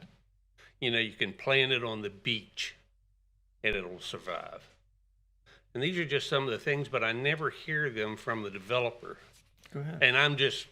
Yeah, and per code, those are classified as understory trees. So that's what we're really proposing here. When you see a canopy tree or a shade tree substituted for an understory tree, you'll see things like hollies or Japanese blueberries or a lot of those trees that you're talking about. That I have one in my house. Yeah. So we're trying to limit that high-end canopy is what we're really working with within the FPL guidelines. They come from the group that the stadium put in front of them. That was one of the trees. Yep, correct. Yeah. Very good. I've got a bunch of the hollies too. I love it. So it's Any other native. questions for the applicant, folks? Mr. Newman? I kind of, this may be for staff, actually. The uses, are those all compliant with our LDC? I'm mostly concerned about the gambling use. Well, that the allowed? uses will be compliant with the LEC, and more important, they'll be compliant with the comprehensive plan. The gambling use is an interesting use, and it's one that we have several PDs in the city that have the same language. If the state one day opens it up and says, you know what, we're going to allow gambling to occur in certain locations, and if this happens to be one of the locations where they say you can go ahead and have it, they'll already have the zoning in place to be able to move I forward. just don't want us to introduce it into our. No, we can't, they can't do anything unless the state opens it up to say you can do it. It's a Tallahassee thing, Okay. not a Daytona Beach thing. All right, and as far as the trees, the seedlings, saplings, you say there's an existing buffer there? So you're adding to an existing buffer? Hi, Hannah. Hi, Hannah Ward, Senior Planner. I just wanted to make one distinction. The Clyde Morris Boulevard multifamily complex does have an existing buffer in place, and they had provided buffers in their PD that were above and beyond code. So you're only required to buffer on one side of an incompatible use. So that's already in place. What we had discussed with the developers was our concern over the multifamily being affected by the outdoor event. So they had proposed additional plantings of the pines in that area to provide more screening. And because they said that the people in the multifamily complex were letting their dogs use the bathroom on this property. I'm in favor More of, detail than I Yes. was expecting there. Yeah. I'm in favor of the saplings because they have more chance of survival if you plant them smaller, so. Kudos. Jay can give you the I just didn't want you guys to think we're trying to plant saplings instead of trees that we're supposed to be planting as a buffer. This is a start to try to deal with the situation that's already there, and I think it's a good idea. Oh, I agree. Very good. One. Sorry, I just want to interject. It also allows us to plant them at a tighter density, is what it allows us to do as well. So that's one of the advantages of putting them in smaller, is that we're able to do them at a tighter on-center spacing. And I think with pines, you'll find they'll come up pretty quickly. Okay. Just one last comment, completely different subject. Kudos to all to putting communication towers in as a possible use. One thing that I pay attention to. Thank you for that. Are there any other speakers on this item? Seeing none, I'll ask for a motion. Motion to approve agenda item 8, Plan Development General PDG rezoning DEV 2022-139, NASCAR Lot 7 PD. Thank you, Mr. Newman. Second. Thank you, Ms. Washington. All in favor, please say aye. Aye. Pose same sign. Thank you very much. Motion passes 5-0. Moving on to item number 9, please. Item number 9, Parkview Church, Plan Development General, PDG, rezoning, DEV 2022-187, quasi judicial hearing. Excellent. Hear from staff. Hi, Hannah. Hannah Ward, Senior Planner. All right, this is also a request by Rob Merrill with Cobb Cole, and it's on behalf of Parkview Church LPGA. It's to rezone 6.9 acres of land from an existing planned development to a new planned development to allow for a place of worship with accessory recreation uses and special events. So the site is located at the northwest corner of International Tennis Drive and LPGA Boulevard, and the site is presently vacant and undeveloped. The future land use on the property is low intensity urban, and the zoning on the property is plan development in general. They would be rezoning this property out of the existing PD to a new PD to accommodate the church. So to summarize the history of the property, this property is currently located within the Bayberry Colony Residential Plan Unit development. It was initially approved in 2003, then they came forward with a new PD in 2004, which allowed for up to 340 single-family residential dwelling units, the commercial tract, which is the location that's proposed for the church, and a clubhouse. The single-family and the clubhouse are fully developed, but they never came forward to develop the commercial tract. In 2005, there was a First Amendment to extend the completion of the landscape improvements. Those are also complete now. Now they're proposing a new rezoning to allow for development of the undeveloped commercial tract with the church.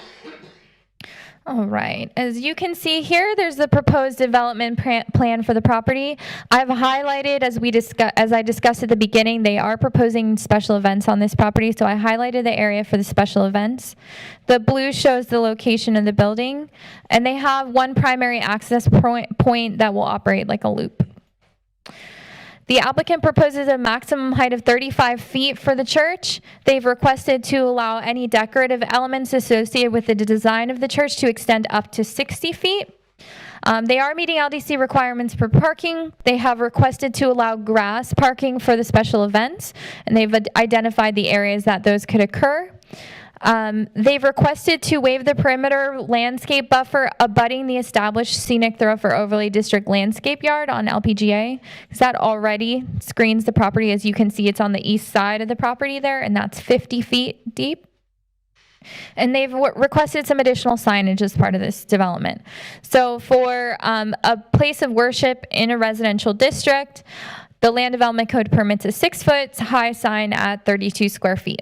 They've requested 2 monument signs with a maximum height of 8 feet and 120 square feet per sign.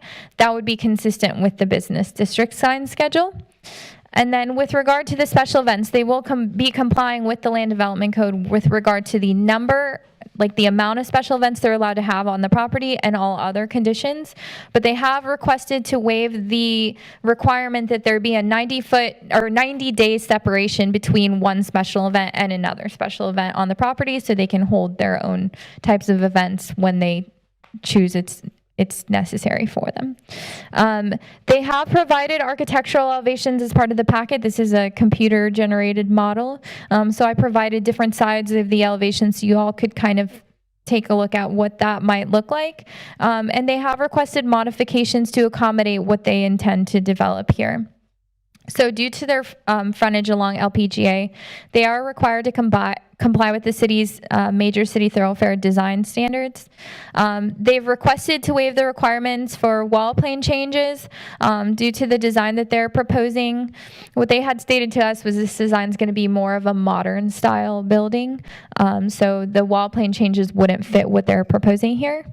They've also requested to reduce the requirement for architectural features from 1 feature every 30 feet to 1 feature every 100 feet. With regard to the neighborhood compatibility standards, these are above and beyond the standards, the major city thoroughfare design standards, but are required to be evaluated when a non-residential use abuts a residential use, like single family. So glazing that refers to the windows. They've requested to reduce that requirement from 50% to 15% on the first floor, from 35% to 10% on the second floor, and 25% to 10% on the third floor. With regard to massing, the building is supposed to be designed as a set of modules or storefronts abutting single family or when facing single family. So they've requested to waive that requirement for the design. And then they've also requested to waive the requirement for roof plane changes, including overhanging eaves and parapet walls and pitched roofs. As you can see from the design, they're proposing a flat roof. They have also proposed additional landscape plantings in order to screen the building and provide interest to the design, and that has been detailed in the staff report. So provided all LDC modifications are accepted, staff recommends approval to rezone 6.9 plus or minus acres of land from the Bayberry Colony PD to a new PD to allow for a place of worship, which will include accessory recreation uses and special events. A majority vote by the planning board members present and voting is required to recommend approval to the city commission, and the item is tentatively scheduled to be heard for first reading on August 2nd and for second reading on August 16th, 2023. And this concludes staff's presentation. Thanks, Anna. Just a quick question for you. Yes. When you were talking about signage and the fact that the applicant requests 2 monument signs, 8 feet high, 120 square feet each. Maybe I missed it, very possibly could have, but that's not exceeding 200 square feet total, because that is the standard under the business district sign schedule. Is that correct? 120 square feet per sign is what's proposed, so it would be 240 square feet. The business district allows a maximum 120 square foot monument signs. If that is the case, what I'm reading in the staff report is a maximum See here. area of 120 square feet per sign and wall signage, not exceeding 200 square feet of combined sign area. Yes, that's the wall signs would not exceed 200 square feet, which is consistent with the business districts. But the ground signs in the business district are limited to a maximum of 120 square feet. Okay, thank you. You're welcome. That distinction. Any other questions for staff, please? The uses they're proposing, are those all consistent with the LDC's uses for places of worship? So yes, we did take a detailed look at those uses. I believe in the staff report, you will see that there is a prohibition on certain types of uses. Right. That would be consistent with our code as well. We wanted that to just be explicitly stated in there. Thank you. Yes, you're Other welcome. questions of staff? Thank you very much, Anna. Thank you. Appreciate it. Hear from the applicant, please. Rob, come on up. I'll just stay right here. Attaboy. Got a few of them. Rob Merrill with Cobb Cole, 149 South Ridgewood. So if you guys haven't noticed, I know you have, Mike, you live out there, there's a lot of housing that's sort of been developed in the last few years in this vicinity. And Parkview Church is actually operating a church now out of the Champions Elementary right now. So they've already got a following. One thing we do need out there, I think, with all these new houses is some, spiritual guidance. So they're here to serve, and this was originally envisioned, I think, for neighborhood commercial. And so what we're bringing is much less intense in terms of the impacts. I know you guys are, at this point, all of us are kind of sensitive to what's happening in terms of both transportation and other utilities and other impacts out in this neighborhood. So we're bringing you something that's, I think, has an episodic impact, with churches. Certainly brings a value. It's a different type of value, but it brings a value to the community. And so we're here to answer any questions you guys have. I think Joe Hopkins can tell you about the details of it. I know Hannah went through a lot of details about, the various components of this piece. We're happy to go through them systematically or however you'd like to do it. So here for any questions you have. Okay, appreciate it, Rob. Who's our roof person that I'd like to ask a question to? Am I going to beat you up? Or Is this a contract, like a construction or a architectural or? It's procedural, perhaps. It's talking about the roof and the fact that we want a portion of it to be flat. Mm-hmm. And this is going back to my former life as an insurance agent. Sure. Flat roofs sometimes can be challenging, withstanding water over a period of time.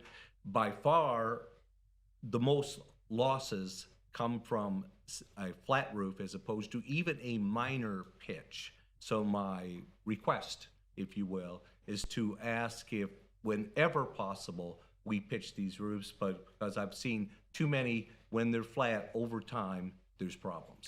So wind is a problem with pitch, water's a problem with flat, in my experience.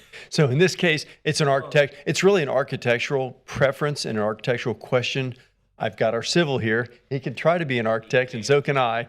But at the end of the day, I think that this is a design request that they're bringing. That's what they'd like to have, is this modern looking architecture, and I think it works here.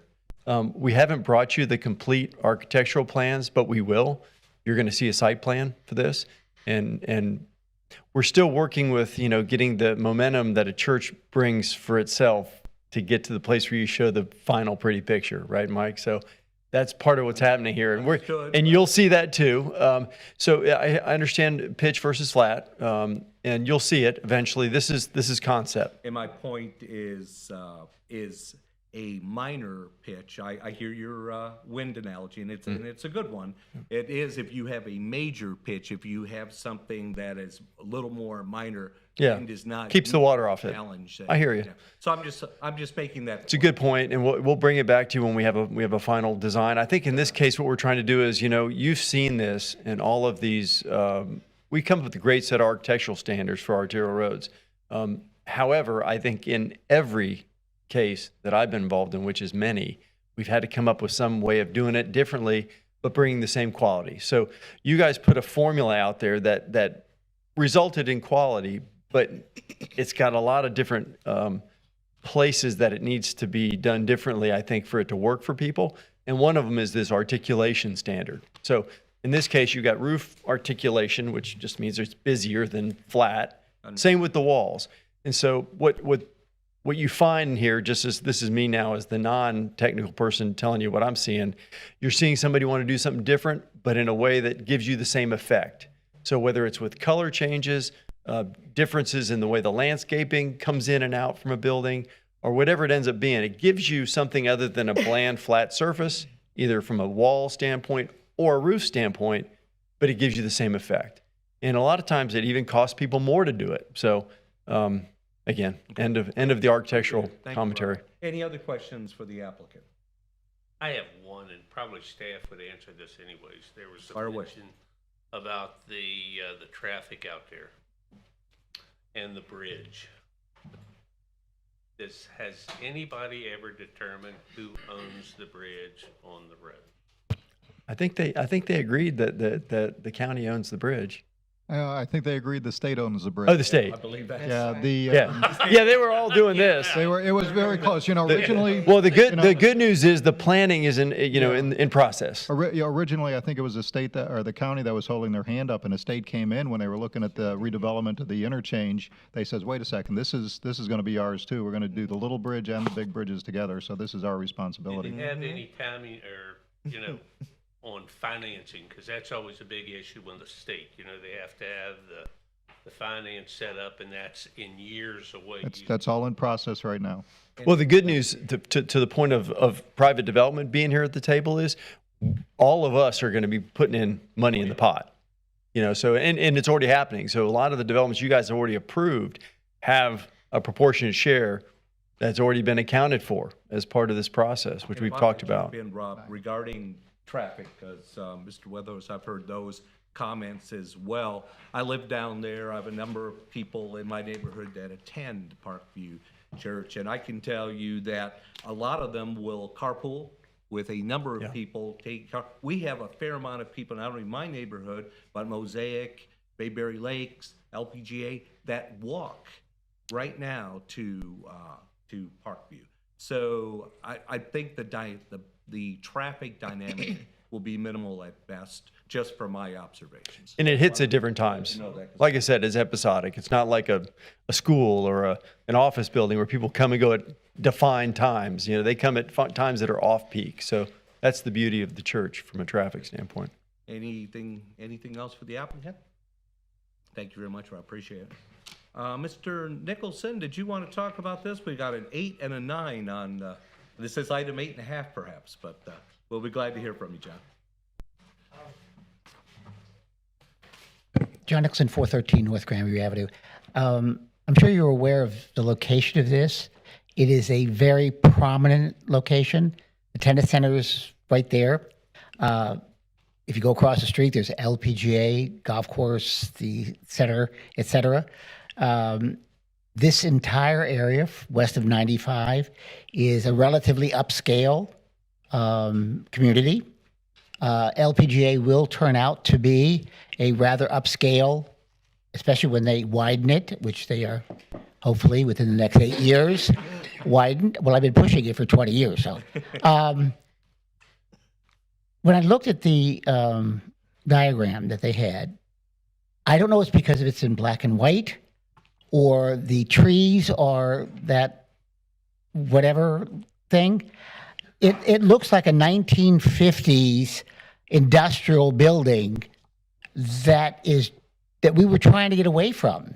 We wanted the embellishments that they're asking not to have to kind of to raise the quality of our buildings, to make them a little bit more attractive.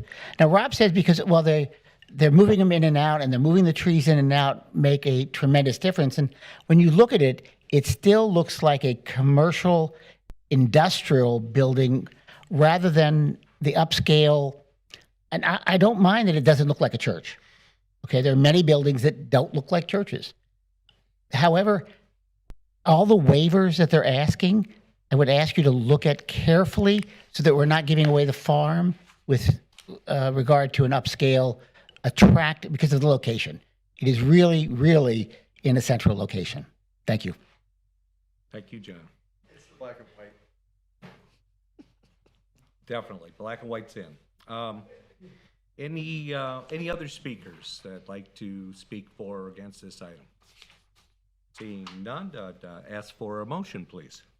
Motion to Are we going to approve. hear from the architect or anything on the building? We don't have the architect. Well, okay. I was just curious about the windows.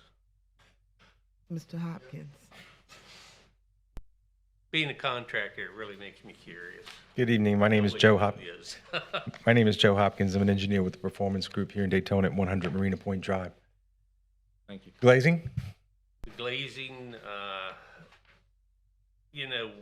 a lot of times on the architecture of the buildings, it's normally the least windows, the less cost nowadays with the storm requirements for windows. And, I kind of like windows. It just shows that, but it's something different. It's interesting, the different pitches on the roof. And I just was kind of wondering the theory behind it. I think in talking with the architect, I think it's part of his design intent. And I've worked with Parkview in their Palm Coast facility as well as the work on this one in LPGA. And characteristically, their main place of worship is controlled. It's not a bunch of stained glass windows in these tall, like the Basilica and some of these other churches. They're actually controlled environments, particularly with light and sound. So the sound effect on the glazing is very reflective. And I think that comes into play, plus the more modern appearance of this structure. The main assembly building is rather large, 400 plus seats, and that's the portion that has the flatter sloped roof. So it's just a large span, it's a large mass, and if we had to put some type of a raised roof on that, we would bust the 35-foot height limit. Sure. So I think it's in part form and function for the appearance of the building, the reflectiveness of the sound, and controlling of the light. It's just all those design elements is what he's bringing to the table. Understood. Exactly. As long as it's building, the architecture and everything, and it meets code, that's all that matters. We're going to see you guys again with this, and you're going to see. We'll bring the architect when we come back. Yeah. And Save nothing else to save you two, yeah. I'm tired of saying I'm not the expert. You guys know what happened last time. The appearance and some of the color selection in the materials are just phenomenal. It's really going to be beautiful. Look forward. Thank you. Thank you. Anything else for Joe, since we got him up here? All right, Thank thank you. you, Joe. Appreciate Yes, sir. your time. All right, let's give one more time for that motion thing, please. Motion to approve agenda item number 9, Plan Development General, PDG rezoning, DEV 2022-187, Parkview Church, PD. Thank you, Ms. Second. Thank you, Ms. Washington. All in favor, please say aye. Aye. Aye. Pose same sign. Thank you very much. Motion passes 5-0. Thanks. Thanks, guys. Appreciate it. Have a good evening. Moving on to item number 10. Ms. Washington, please. Item number 10, Daytona Hyundai. Plan Development General PD-G, rezoning DEV 2022-236, quasi judicial hearing. All right, last one. All right, hang in there. Last one. Go. Hannah Ward, Senior Planner. This is also a request by Rob Merrill with Cobb Cole on behalf of John Hall Chevrolet Incorporated to rezone 4.4 plus or minus acres of land from Plan Development General, BA Business Automotive, and MFR 20, Multifamily Residential 20, to Plan Development for the entire property. And this is primarily to allow for the accessory car wash proposed as Phase 2 of the automobile dealership. And as part of this request, they've also requested to incorporate vehicle display pads and a sign plan for the development. The site is located at the northwest corner of Madison Avenue and Nova Road. It is currently developed with the vacant John Hall Used Car Supercenter. The current future land use is retail, and the zoning is split between Plan Development General, BA, Business Automotive, and MFR 20, Multifamily Residential 20. In 1994, the City Commission approved the John House Chevrolet PCD for the southern half of the property, and that rezoned 1.95 plus or minus acres to allow for an automobile sales and service facility. The business automotive zoning designation also permits the use and development that's been approved on the property. In February 2023, the Planning Board approved the Daytona Hyundai Auto Dealership site plan that allowed for the demolition of the John Hall Used Car Supercenter and then the construction of a new Hyundai dealership and accessory car wash, which is proposed as part of Phase 2. And that was approved with a condition that the PD would be approved to allow for the development of that phase. All right, so I've highlighted the area that's Phase 2 of the development. The remainder of the development was permitted and approved as part of the site plan application for the property. And then I've highlighted the 2 other modifications that have been requested. So the circles identify the vehicle display pads that are proposed, and then they've proposed 2 ground signs, and they've requested modifications for those signs. So I showed the elevations that were approved as part of the site plan below. They are compliant with the city's exterior color and design standards for major city thoroughfares. Parking and landscaping also comply with the Land Development Code. The only modification that they've really requested with regard to landscaping, although it's kind of tied to the vehicle display pads, is to allow for those display pads to be located within the scenic thoroughfare landscape yard, which is that 25 feet along Nova Road. So they are permitted to be developed at a maximum area of 500 square feet, and they are proposing 2 of those within the landscape yard. But the plantings are still compliant with the Land Development Code, even though they are requesting this. With regard to the signs, let's see here. It shows you a rendering of the proposed ground signs. They have requested 2 ground signs with a maximum height of 34 feet. The Land Development Code limits that combined sign area to 120 square feet. They've requested to develop those as at 340 square feet per sign. As you can see, this is kind of like a hybrid between a monument and a pole sign. Typically, monument signs don't exceed the 8 feet, pole signs don't exceed the 35, and this is kind of a hybrid of those 2. So that kind of summarizes what the intent of this application was for. So provided all LDC modifications are accepted, staff recommends approval to rezone 4.4 acres of land from Plan Development General, Business Automotive, and Multifamily Residential 20 to Plan Development General to allow for an accessory car wash and incorporate vehicle display pads and a sign plan for the development.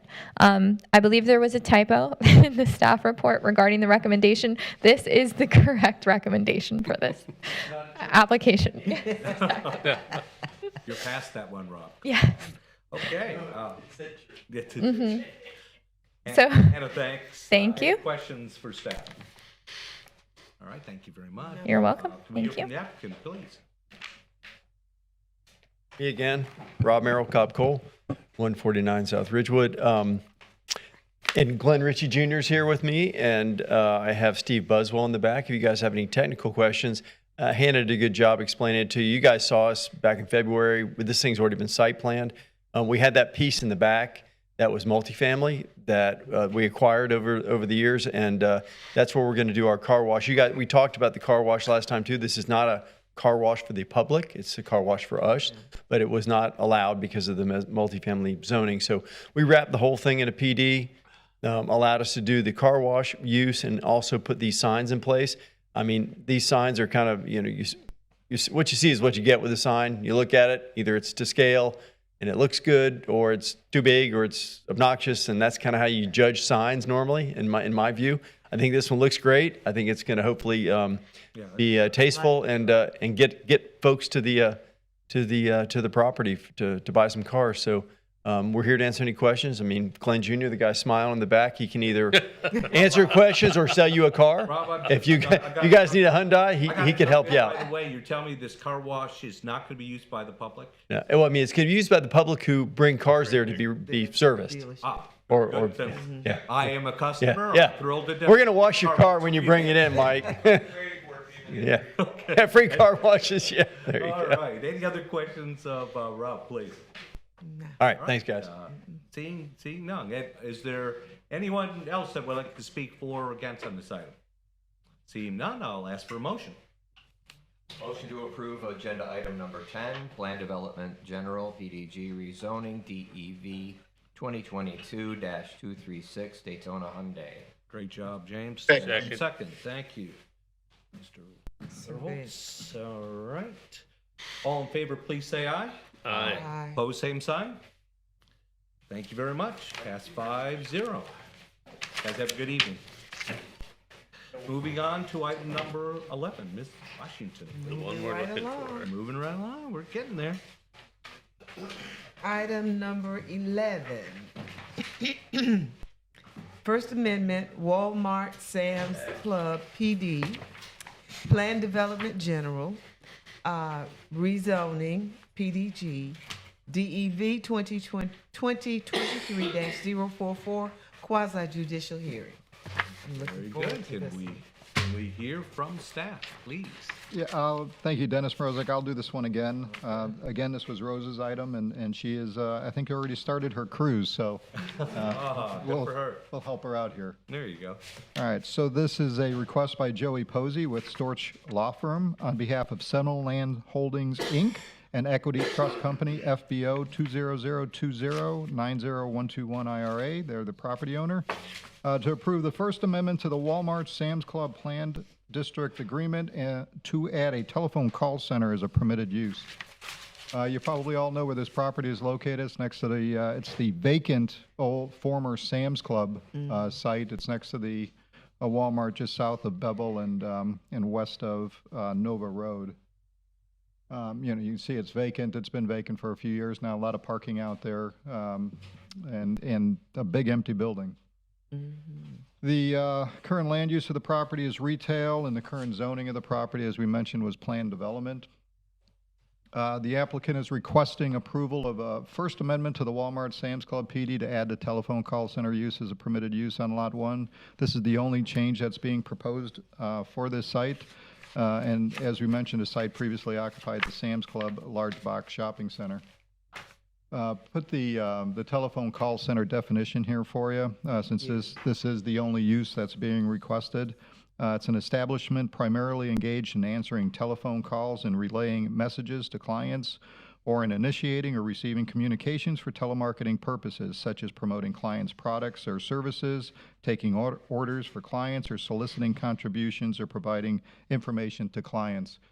Typically with this type of use, you have a lot of people who are in the building, in the area.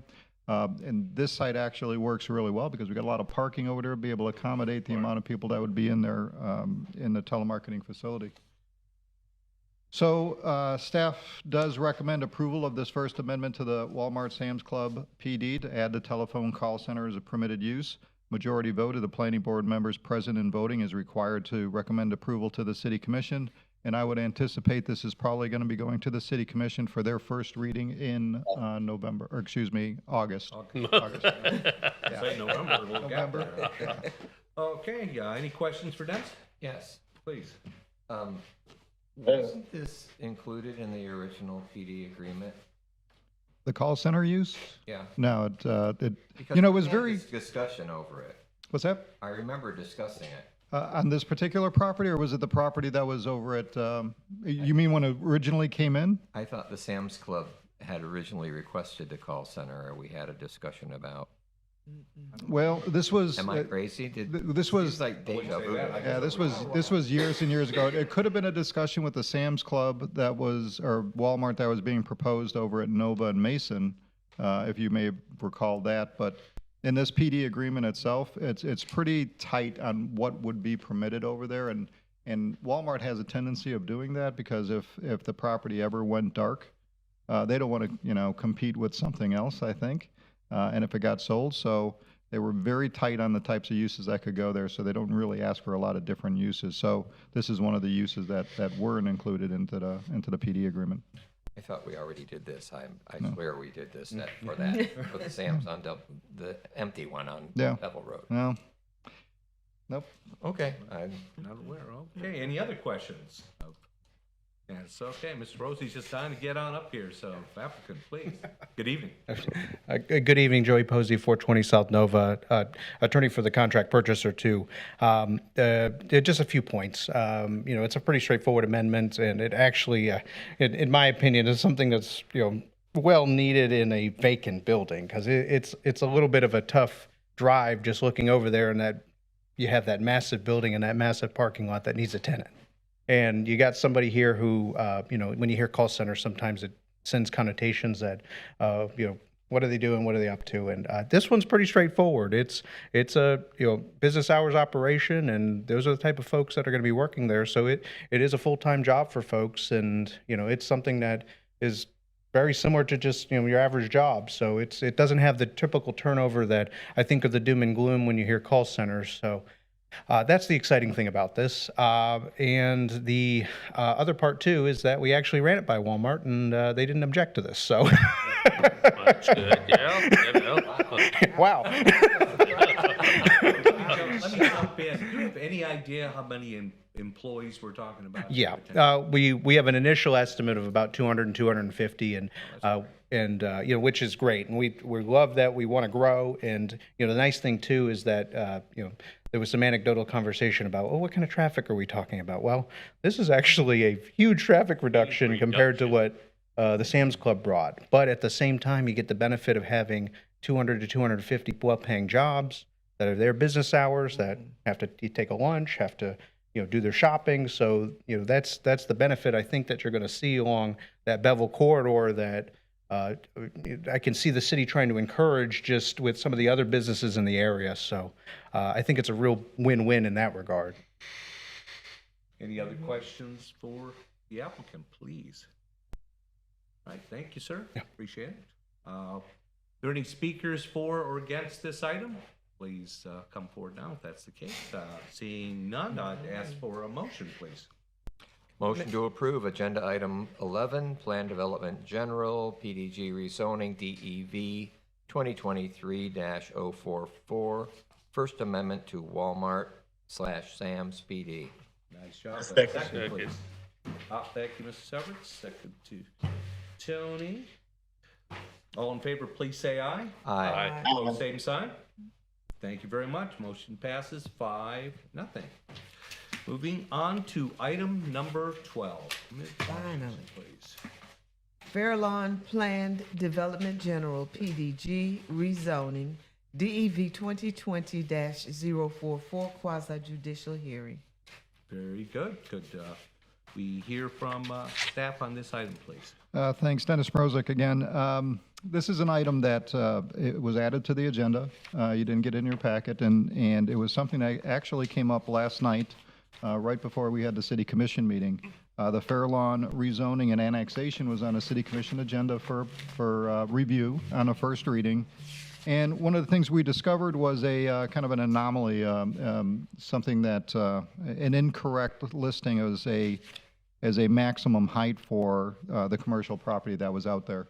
I'll just kind of run through this for you a little bit. This item was at the planning board on March 23rd. The board heard a request to approve the Fairlawn PDG rezoning to allow a maximum of 350 residential units, as well as medical and office uses on a 4-acre piece of property that was fronting Clyde Morris Boulevard. I've got the aerial for you. So this is, you get a good look at the development. Everything in red is the Fairlawn development. The area I have circled in yellow, that's the commercial development where the office and medical office are going. And you see that butts right up against Clyde Morris. This is the PD plan that was submitted, and this was in your package that went to the planning board. Yeah. And the reason I have this, I wanted to show a couple of things. So you see the location, and it's again where I pointed out where the medical office was, and then you see the table over there, and within the table itself says the maximum height for the medical office buildings was going to be 60 feet. Now what happened was we have the medical office in the PD agreement, in the PD plan at 60 feet, but then we also had a PD agreement that specifically said, well, the maximum height's going to be 45 feet. So when we did the staff report, we drew that information from the PD agreement It was inadvertent to be there at 45 feet. It should have been 60 feet. Put it in the staff report at 45 feet, and that's what went to the planning board, and that's what you saw. During the planning board meeting, there was some good discussion with some of the residents and the board. The original request for the multifamily was 60 feet. After the discussion, the applicant had decided that, you know what, maybe we can get away and work this project to be only 35 feet. We can satisfy the board, we can satisfy the residents. We'll reduce the maximum height of the residential from the 60 feet to the 45 or 35 feet, and that's what they did. We didn't even discuss the height of the commercial uses, and we didn't really get into it. Didn't even look at it. And if we did, we probably would have noticed it at that point. Well, yesterday we noticed it. Height should have been 60. Can I just? You can jump in as much as you want. Go ahead. Because we went back and looked at it. We did. So the client reminded me this morning that when we talked about the 35, going to the 35 for the residential, and then I sat down, he goes, "You better get back up and tell him that the commercial's not going to be the 35." And I did. So I'm interrupting your flow just to say we did, in fact, You did say it it. during the meeting. Yeah, we did say it. So, thank God we did. But what happened here was we had conflicting provisions. As you can see, the plan showed the 60 for the commercial from the start, and the agreement showed the 45. That's why Hannah put it in the report. So it was our bad as much as anything. Certainly Hannah didn't. But there were two things that we should have said. Why do those not connect? And so that's why we're here. We want to make sure you guys were aware of it. We're going to go to the city commission with the 60, which is, I think, what was allowed there anyway, because it's the commercial zoning. So we need the 60 for what we're doing out there. We're doing a more condensed version of what will be, I think, probably a medical office facility there. So, and like I was saying, this item was heard at the city commission last night. It's going to go back to the city commission July 5th for the second and final reading. We'll present the information and we'll we'll provide a memo to the city commission saying that the actual height for the commercial is not 45 feet, the maximum height is 60 feet. We also wanted to let them know that we came to the planning board and we just made them aware of this, because this is an intensity that would be an increase, and it's what you saw. We didn't want anybody to think we're fooling anybody. We come on back here, let you know. And Dennis, bottom line here is that we have an honest mistake. The right hand didn't see what the left was doing. It happens. Right. And during that process of determining that, we reduce the height of the residential. Right. So frankly, that doesn't happen if we didn't have this little That's extra right. back and forth. That's right. Yep. I see that as Yep. more than legitimate. This is kind of more to clarify. I mean, it's belt and suspenders to make sure we're straight. And so staff's request is to hear this item and to recognize that the height is 60 feet and not 45 feet, and we'll bring that to the city commission. Okay, any other questions of Dennis? All right. Yeah, I think we can, want to be sure that if there's anyone wants to speak for or against this item, please come forward now. Seeing none, I'd ask for a motion, please. I make a motion, we approve item number 12, Fairlawn Plan Development General PDG rezoning DEB 2020-044. Thank you. Second. Mr. Washington. Second, Mr. Newman. All in favor, please say aye. Aye. Opposed, same sign.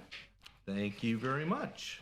5-0. Ben, should we say, like, for clarification, this is a reaffirming what we already did, just to clarify that one small. I think we understand that the motion was that this is clarified. Yeah, because it was already approved. To correct a conflict, an inadvertent conflict that was in the internal agreement originally. Perfect. Thank you, everybody. All right.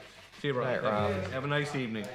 All right, guys, move forward to item 13, other business, Downtown Road Redevelopment Area Board Report. Change Did not meet. We did not meet this month. Very good. Midtown Redevelopment. You did meet? And just hang on a second. It was an awesome meeting. Probably the best that I've attended thus far. Oh, that's great. Yeah, our meeting was held on Tuesday, June 13th at 6 p.m. As I said, it was one of the most eventful meetings, and I saw things being accomplished. We had a CompStat report from the police department. There were 43 code enforcement calls during the previous month, but there were 30,000 calls for service during that month. Wow. 30,000 calls. I was really baffled, and I look forward to receiving the report. The main item for the agenda was a needs plan being developed for the Midtown redevelopment area for 2023, and assignments have been made to each board member identifying his or her responsibilities. For research and identification, board members are to rank the importance of the tasks to be identified. So they're really, the needs plan, they went in depth. I was really impressed. There were areas, for example, like infrastructure, beautification, increased home ownership, communication, small business investment. I mean, it was really a good meeting, and it did not take all night. There were A very good meeting then. I'm serious. It was strictly business. We've been there. Oh gosh, I thought I needed to bring a pillow one time. But it was really a great meeting. Everybody that had a report came prepared with a printed report. So they didn't have to spend the time discussing it. Everybody got a copy. They did generalization. A list of 17 suggested projects and programs were distributed for board members to rank in order of their importance. Realizing that we're now into the hurricane season, there was a brief discussion regarding the possible use of container homes in the Midtown area for redevelopment, and they're going to go further on that at the next meeting. Again, it was a very constructive meeting. It was timely, and it was a great one. Well, my compliments to the Midtown Redevelopment Board, and thank you for attending as well, and a great summation of what they did. Sounds like they're on the move. It sounds like it. It does. Next, Beachside Redevelopment Board. Beachside Redevelopment Board, we did meet. Sure. Our meeting was not that long, but we had an overview of different projects that redevelopment had on their agenda. And that was basically it, which was a very, very, very informative presentation. That was it. All right, Tony, thanks. Thanks for attending that meeting. We appreciate it very much. Next, public comment.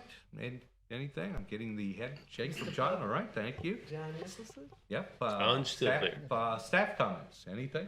Yeah, Mr. Chair, I wanted to introduce the board to David Russell, our new Assistant City Attorney in the City Attorney's Office. Welcome. We're lucky to have Mr. Russell. He was a private attorney with the firm that he shared with some partners for a number of years, and a lot of very good experience doing some very challenging things. Mr. Russell will be taking over the planning board as the board attorney and doing our land use as well as dealing with other matters for the office. I don't think that's going to be until the meeting after the next one. I wanted Mr. Russell to be here tonight, and he was gracious enough to be here tonight to get a sense of our process and dynamics. Fantastic. David, welcome. Welcome, David. And this gives me an opportunity to congratulate you, Mr. Gross, on your ascension to the city manager throne. Congratulations. Oh. Well deserved. Thank you. They're lucky to have you. Thank you. Yes, congratulations, Ben. Next, board member, I'm sorry. That's okay. I do have something. When the city commissioners do their agenda reviews during each meeting, they will meet with, it's their choice, but they meet with the city attorney and they also meet with the city manager, and they'll go through the entire agenda. And it helps them kind of understand the process, understand the agenda. If they have any questions, they can do it in a setting where they can just kind of open up and ask those questions.